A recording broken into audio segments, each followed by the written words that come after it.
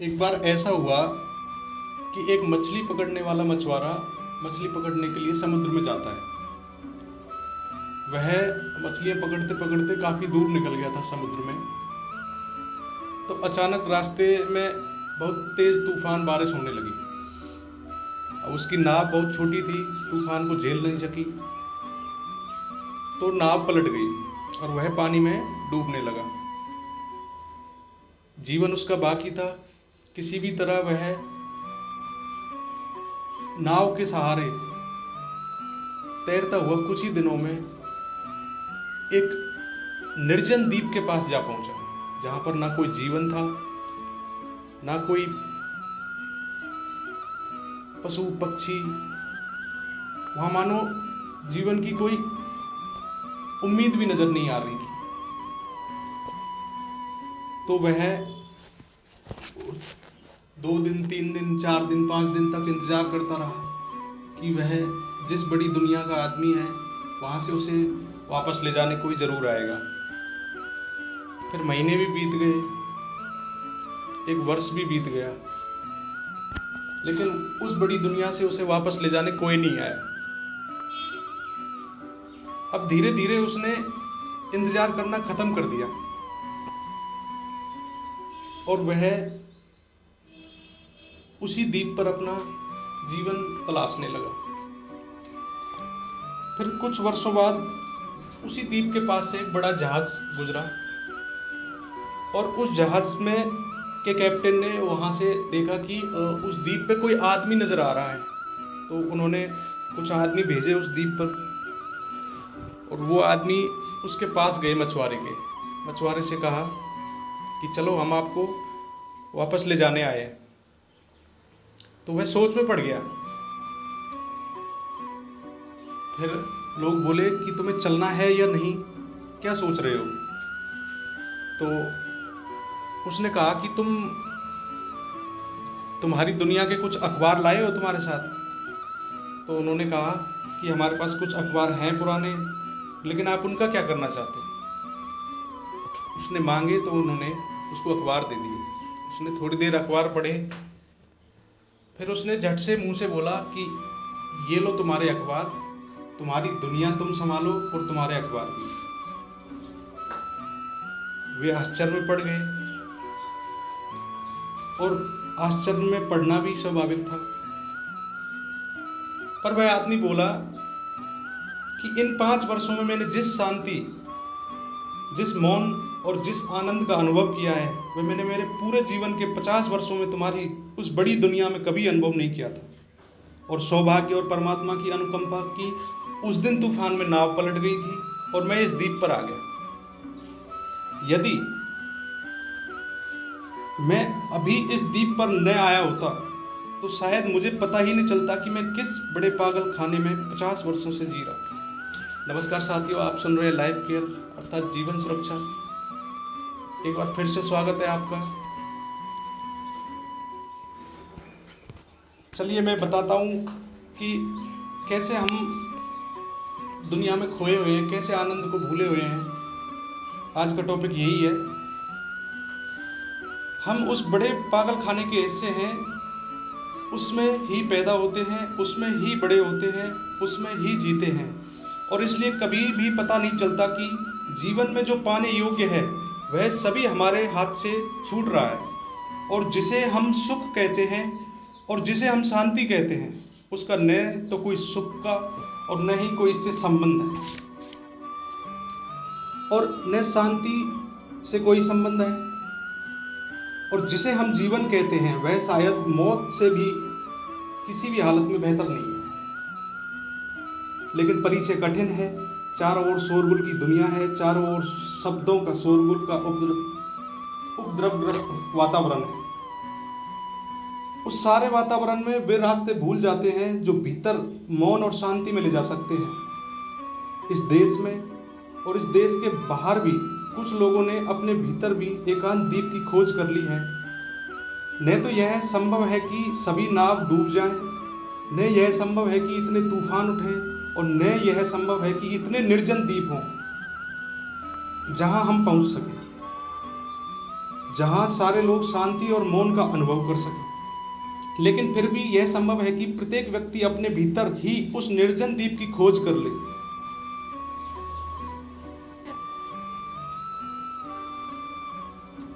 ध्यान अपने ही भीतर उस निर्जन द्वीप की खोज का मार्ग है।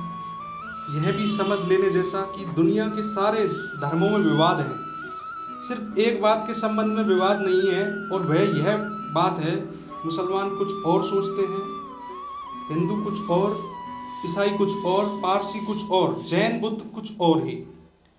उनके सिद्धांत सबके, और वह यह है कि जीवन का आनंद मार्ग ध्यान से होकर जाता है, और परमात्मा तक अगर कोई भी पहुंचा है तो ध्यान की सीढ़ी के अतिरिक्त और किसी सीढ़ी से नहीं। वह चाहे जीसस, फिर चाहे बुद्ध, चाहे मोहम्मद, चाहे महावीर, कोई भी जिससे जीवन की परम धन्यता का अनुभव किया है, उसने अपने ही भीतर में डूब के उस निर्जन द्वीप की खोज कर ली है। एक आदमी अपने मित्रों के पास बैठा, बहुत बेचैन, बहुत परेशान, और ऐसा मालूम पड़ता था कि उसके भीतर कोई बहुत बड़ा कष्ट है, किसी पीड़ा को वह दबाए हुए है। अंततः एक मित्र ने उससे पूछा, इतने परेशान है, क्या बात है? सिर में दर्द है, पेट में दर्द है?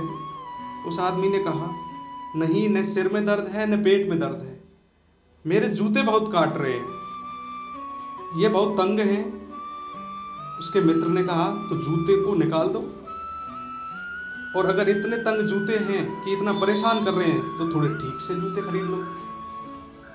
उस आदमी ने कहा, नहीं, यह नहीं हो सकेगा, मैं वैसे ही बहुत मुसीबत में हूँ, मेरी पत्नी बहुत बीमार रहती है, मेरी लड़की ने मैं जहाँ पे नहीं चाहता था वहाँ पे शादी कर ली है, मेरा लड़का शराबी है, जुआरी है, और मेरे हाल दीवालें निकलने जैसी हो चुकी है, मैं वैसे ही बहुत दुखी हूँ। उन मित्रों ने कहा, आप पागल हो, वैसे ही बहुत दुखी हैं तो इस जूते को क्यों नहीं बदल लेते? उस आदमी ने कहा, इस जूते से ही मेरा एकमात्र सुख रह गया है। तब तो वे बहुत ही चकित हुए। उन्होंने कहा, यह किस प्रकार का सुख है? आदमी ने कहा, मैं इतनी मुसीबतों में हूँ, दिन भर यह जूता मुझे काटता है, शाम को मैं जब इस जूते को उतारता हूँ तो मुझे बड़ी राहत मिलती है। एक ही सुख मेरे पास बचा है, वह यह है कि सांझ को जब मैं इस जूते को घर जाके उतारूंगा तो यह मुझे बड़ा रिलीफ, बड़ा आनंद देगा। बस यही सुख मेरे पास है, और तो दुखी दुख, इस जूते को मैं नहीं बदल सकता। दोस्त हंसने लगे, परंतु मैं बताता हूं, जिसे हम सुख कहते हैं वह तंग जूते से ज्यादा और कुछ नहीं है, रिलीफ से ज्यादा कुछ नहीं है। जिसे हम सुख कहते हैं वह थोड़ी देर के लिए किसी तनाव से मुक्ति देता है, नकारात्मक, नेगेटिव है। एक आदमी थोड़ी देर के लिए शराब पी लेता है और सोचता है मैं सुख में हूँ। एक आदमी थोड़ी देर के लिए सेक्स में उतर जाता है और सोचता है मैं सुख में हूँ। एक आदमी थोड़ी देर के लिए संगीत सुन लेता है, सोचता है कि सुख में हूँ। एक आदमी बैठ के गपशप कर लेता है, हंसी मजाक कर लेता है, हंस लेता है और सोचता है कि मैं सुख में हूँ। ये सारे सुख तंग जूते को सांझ उतारने से भिन्न नहीं है, उनका सुख से कोई संबंध नहीं है। सुख एक पॉजिटिव, एक विधायक स्थिति है, नकारात्मक नहीं। सुख छींक जैसी चीज नहीं है कि जो आपको छींक आ जाती है और पीछे थोड़ी राहत मिलती है। क्योंकि छींक परेशान कर रही थी, वह एक नकारात्मक चीज नहीं है कि एक बोझ मन से उतर जाता है और पीछे अच्छा लगता है। सुख एक विधायक अनुभव है, लेकिन बिना ध्यान के वैसा सुख किसी को अनुभव नहीं होता। और जैसे जैसे आदमी सभ्य और शिक्षित हुआ है, वैसे वैसे ध्यान से दूर हुआ है। सारी शिक्षा, सारी सभ्यता आदमी को दूसरों से कैसे संबंधित हो, दूसरों से कैसे रहें, यही शिक्षा देती है। लेकिन अपने से कैसे संबंधित हो, यह नहीं सिखाती। कोई भी शिक्षा, कोई भी कॉलेज, कोई भी विद्यालय ये हमें नहीं सिखा पाता। समाज का कोई भी प्रयोजन भी हमें यह सीख नहीं देता। समाज चाहता है आप दूसरों से संबंधित हो, ठीक से, कुशलता से, पूरी बात हो जाती है। आप कुशलता से काम करें, बात पूरी हो जाती है। समाज आपको एक फंक्शन से ज़्यादा कुछ नहीं मानता। अच्छे दुकानदार हों, अच्छे नौकर हों, अच्छे पति हों, अच्छी माँ हो, अच्छी पत्नी हो, बस यही बात समाप्त हो जाती है। आपसे समाज को कोई लेना देना नहीं है। इसलिए समाज की सारी शिक्षा, सारी उपयोगिता एक यूटिलिटी है।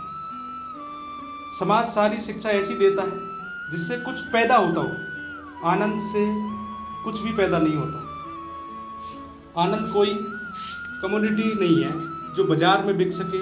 आनंद कोई ऐसी चीज़ नहीं है जिसे रुपए में बदला जा सके। आनंद कोई ऐसी चीज़ नहीं है जिसे बैंक बैलेंस में जमा किया जा सके। आनंद कोई ऐसी चीज़ नहीं है जिसकी बाजार में कोई कीमत हो सके। इसलिए समाज को आनंद से कोई प्रयोजन नहीं, कोई मतलब नहीं। और कठिनाई यही है कि आनंद भर एक ऐसी चीज़ है जो व्यक्ति के लिए मूल्यवान है, बाकी कुछ भी मूल्यवान नहीं है। लेकिन जैसे जैसे आदमी सभ्य होता जाता है, यूटिलिटेरियन होता जाता है, सब चीज़ों की उपयोगिता होनी चाहिए।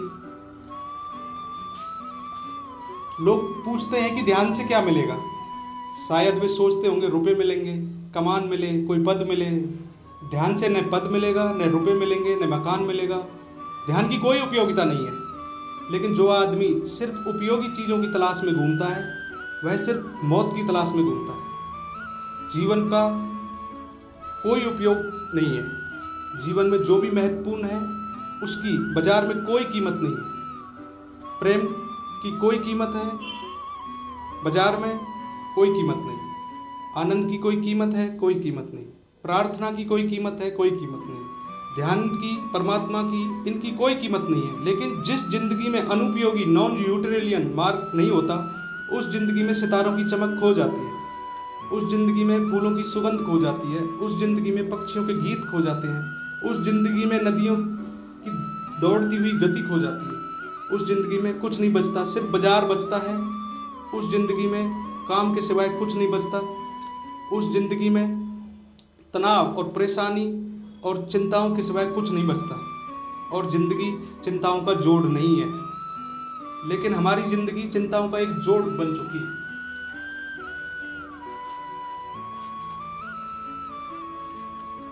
ध्यान हमारी जिंदगी में डायमेंशन, उस आयाम की खोज है जहां हम बिना प्रयोजन के सिर्फ होने मात्र, जैसे जस्ट टू बी, होने मात्र का आनंदित होते हैं।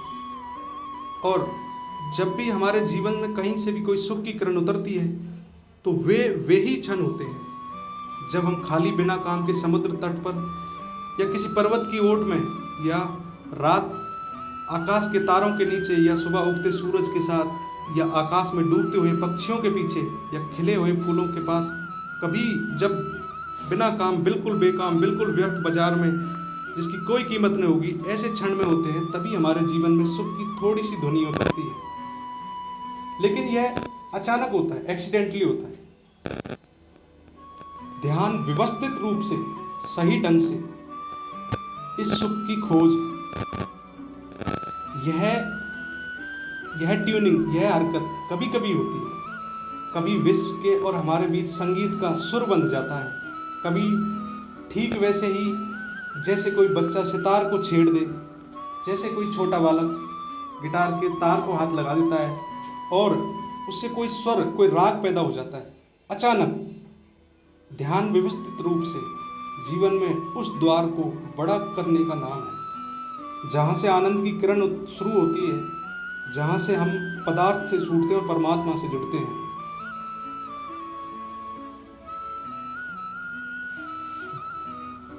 और ध्यान से ज्यादा बहुमूल्य और कोई भी चीज नहीं है। मेरे अनुभव के अनुसार ध्यान से ज्यादा बिना कीमत की कोई चीज नहीं है।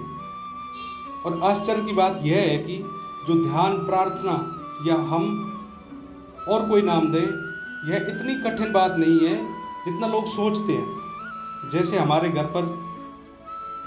घर के किनारे पर कोई फूल खिला हो, जैसे खजाना सामने पड़ा हो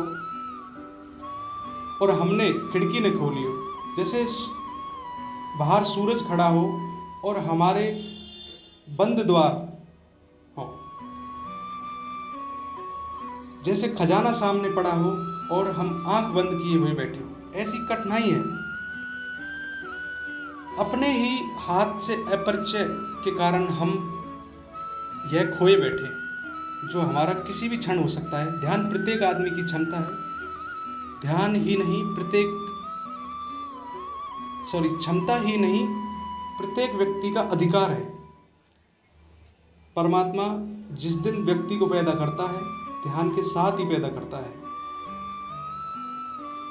ध्यान हमारा स्वभाव है, उसे हम जन्म के साथ लेकर पैदा होते हैं, इसलिए ध्यान से परिचित होना कठिन नहीं है। प्रत्येक व्यक्ति ध्यान में प्रविष्ट हो सकता है। धन्यवाद। इसका दूसरा पार्ट, ध्यान के भीतर झांकना क्या होता है, दूसरा पार्ट मैं जल्द ही बनाऊंगा। जय हिंद साथी।